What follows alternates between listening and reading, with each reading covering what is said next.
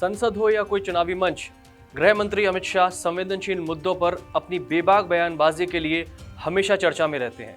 नमस्कार, मैं शिखर चौधरी, आप देखें ज़ाप मीडिया। लोकसभा में केंद्रीय गृह मंत्री अमित शाह ने जम्मू कश्मीर पर मंजूरी के लिए लाए गए 2 विधेयकों की सराहना की।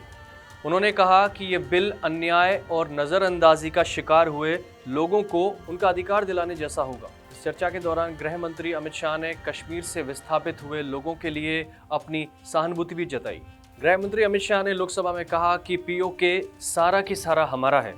उन्होंने ये भी कहा कि हर प्रताड़ित कश्मीरी ये याद रखेगा कि पीएम मोदी ने उनके लिए क्या क्या किया है। उन्होंने कहा कि पहले जम्मू में 37 सीट्स थी, लेकिन अब 43 सीट्स हैं। कश्मीर में पहले जहां 46 थी, वहां अब 47 हैं और पीओके में 24 सीटें आरक्षित कर दी गई हैं, क्योंकि पीओके हमारा है। नई जो स्कीम बनी है उसमें जम्मू में पहले 37 सीटें थी, 37 सीटें थी। ये भी न्याय का सवाल है। जम्मू में पहले 37 सीटें थी, अब 43 हुई है, 43 हुई है। कश्मीर में पहले 46 थी, अब 47 हुई है। और पाक ऑक्यूपाई कश्मीर की 24 सीटें, क्योंकि वो हमारा है, हमने रिजर्व रखी है। मान्यवर, जम्मू और कश्मीर आरक्षण संशोधन विधेयक 2023 और जम्मू और कश्मीर पुनर्गठन संशोधन विधेयक 2023 पर बहस का जवाब देते हुए गृह मंत्री अमित शाह ने कहा, ये विधेयक उन लोगों को न्याय देने का प्रयास करते हैं जिन्हें अपने ही देश में शरणार्थी बनने के लिए मजबूर किया जा रहा था।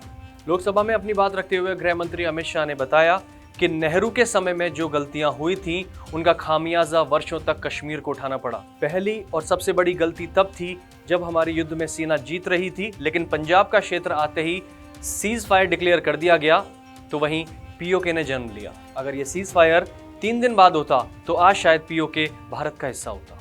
तो वहीं संयुक्त राष्ट्र संघ में भारत के आंतरिक मसले को ले जाना भी उन्होंने एक बड़ी गलती बताया।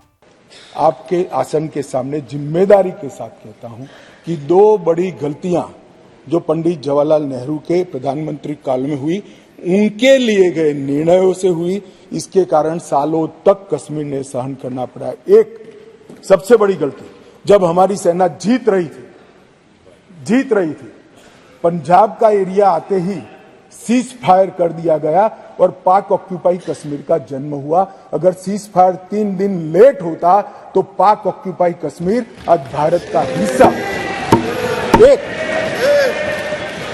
एक पूरा कश्मीर जीते बगैर सीज फायर कर लिया, और दूसरा यूएन के अंदर हमारे मसले को ले जाने की बहुत बड़ी गलती की।